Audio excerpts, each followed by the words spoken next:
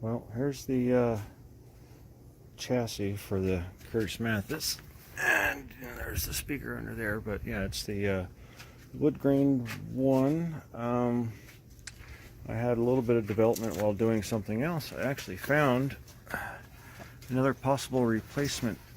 Oh, almost dropped the light. Potentiometer, one of the slider styles. This one right there we go. There is completely busted off, and I believe it's a 100K, and it's a single channel because it's a left volume, right volume. Well, I have over here from a keyboard another one. I haven't tested and measured the value on it yet, but it's a stereo, so it's got an extra pin on each side. But you know, if I'm going this far, I'm pretty sure I'll be able to figure that out. So if as long as it's 100K, that's going to go in. But yeah, the record player is good, just needs a belt. If you want to buy me a belt, I will give you the part number and my email address. The cassette needs all new belts. If you want to buy the belts, I'll give you my email address. It's my PayPal. But tonight I'm going to, oh yeah, by the way, the radio works, the record player, if I spin it by hand, it does just fine.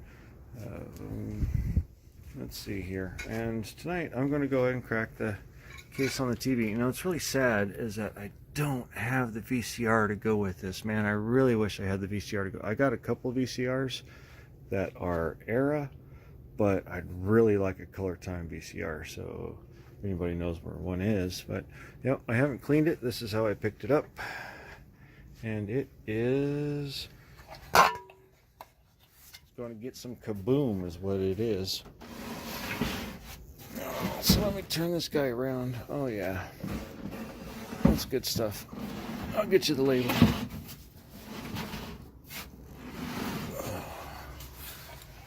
There we go. So yep, Colortyme, and there's the jacks on it. So we got the UHF. We got an out. Oh yeah, that's the media center, media station, the stereo out. It's a combination of left and right on that white one, and basically the mono. And then we've got a yellow audio in, and we've got a red video in. That's kind of interesting. Those are not the right colors at all. Well, I'm not even filming that at all. I'm gonna start this over, but that's okay. I don't care. This is how it's happening. Oh yeah, and everybody cut the cords off this crap, off of everything. So I'm just going to patch that real quick and test this sucker. I mean, why the hell not? I got a Variac. I have a color generator I might actually play with just for the fun of it. I've been wanting to pull that out.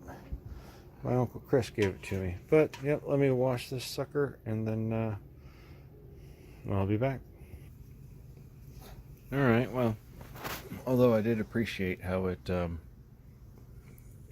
the flies and everything would stick to it as it landed on it, but they were also landing on it because it was attracting them, so that's good. One of the things I didn't mention before, it's looks like it's a remote unit, and this is a big thing. Ooh, look at that. The door's still there. I guess that's always missing, or the latch is broken or something. So yeah, we got couple buttons here. Oh, that feels bad. That feels really bad. Be really gentle with it. Get some nice light clicks out of it before I put some foam in there. Yeah, I'm gonna go ahead and put a cord on the sucker now. Well, okay, we got the back torn, or the back torn off, bottom board out. Here is it in its entirety. I have little personal snippet videos of taking all this apart. If you want to see it, I could show you if you want. So I tried to turn it on, and it did absolutely nothing. It was just dead quiet. No clicks, no buzz, no hum, no tick, no nothing. So I prodded around a little bit. Of course, one of the first things I did is that there's two obvious fuses here. Check them for continuity. I checked, I'm using the Variac here, so you know, I checked the voltage coming out of there. I checked the fuse. So everything was coming in, going fine. I had voltage on the fuses, but taking a look at what's happening here, if I'm looking at this board right, we have the IF section going over here. We have our high power section over here. This is probably in between here and here is going to be tuner and on-screen shit. This is power supply for the chips because they can't take the high voltage stuff, and that even this right here is a 12-volt relay. See, I don't even hear that thing clicking, so I gotta check that. And so here's an in-depth up and down of the front. There's one identifying number I've been able to find. Of course, I'm going to identify all these chips and see if I can't cross-reference these guys all being together along with the tube. There we go. See, this is Japanese made. So this is a clone of something, and I don't know what because I'm not that smart yet. STM, so that's going to be the sound chip right there. Puck! What we got here? Oh yeah, LA, some cans, and there's another LA high power section. I haven't cleaned this stuff yet, you know how that goes. High voltage and static and everything. Alright, so there's that label there. There's those labels there. There's this label here. There's nothing above. There's nothing below. There's nothing up my sleeves. Well, I can't show you the other hand, but you know, just gonna have to trust me on that. Now we flip the board around, and I haven't done any digging yet. It's a little past 6 a.m. It's starting to sprinkle. You know, my shop's outside, so I got to get all this stuff in. And yep. So there's the back of the board. I did see some test points back here, like we've got 250 volts at 1.2 amp fuse right here, so that's where that fuse goes, so I can go ahead and follow that rail. So that's obviously high voltage side. That's probably just dirty flux from a job that gets old. Looks like something may have been done up here, looking at those solder leads trailing off like that. Not exactly sure what's happening there, so I'm going to check that out. I did see two places where just recently that showed me voltage. Well, there it says cold part, and it says it on the other side as well. But there's a couple places where it says 12 volts, 14.5 volts. So I'm going to go ahead and poke around all those. Of course, with identifying the chips, looking at knowing which pin is number 1, I can check for the voltage on that. If they have a 12 volt, 15 volt, 2 volt, 3.3. So I'll track all that down and see why that little switch isn't kicking on the brains to turn the darn thing on. I was going to do a tube test since it didn't fire up, and I pulled out my B&K tester, but sadly this one was made in 60 some odd, and this TV is, well, I haven't even looked up the tube yet. I don't know the year on the tube. 21st week of 1980, maybe. That could be right. I do have another label right here. 0180. Yeah, I'm gonna say this is freaking a 1980 tube. All the buttons were crunchy. Of course, I went ahead and cleaned all this out. I used one of my favorites, the Deoxit D5. I do have some Valvoline V2 and PB Blaster I also use as a lubricant and a cleaner, and oh man, these things are just flowing like gravy now. This switch doesn't have that nice pretty second click to it, but if you look at the mechanism itself as it's working, oh, other side,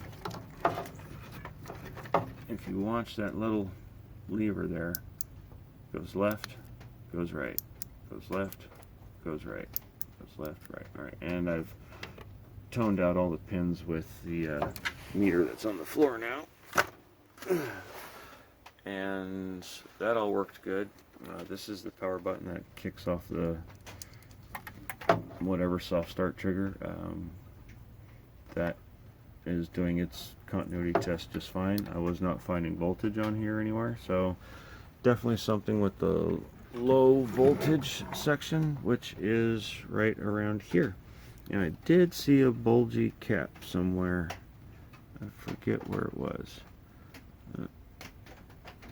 I will be sure to swap that chubby little thing out. Yep, there's that chip. There's some input stuff missing here. It'd be kind of interesting to see whether or not it can be added in to give it some more functionality. That'd be cool. There's only like 2 spots, and I think maybe that's just not there because it's extended here. And this is what I was talking about with the plugs on the back, how one of them was a stereo output. So we have a video out on, or excuse me, audio input on the right, video input on the left, and then up here at the top is a stereo output, which is that white one. And it's weird because the yellow one is audio, which is video nowadays, and the red one, which is audio, is video. So that's kind of cool. I can't think of anything else. If you stare at, oh, there's another sticker. If you know TV boards and know what this is a Japanese clone of, like if this is an RCA or a Sharp or a Sony or whatever, I totally dig it. We got a stamp there. It must be on the other side. There's the number 30.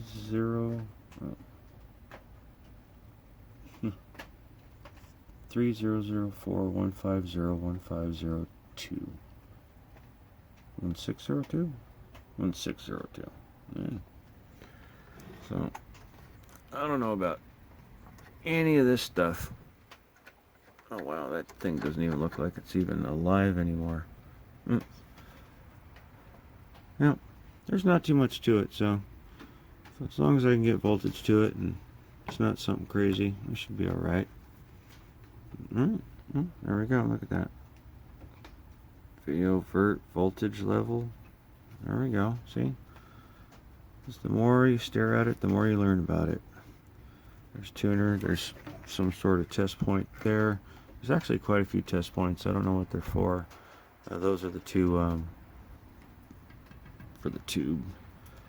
Got test point and test point. I don't know what the switch is. It's probably regular switch. You know what? I'm going to try that real quick. I'll be right back.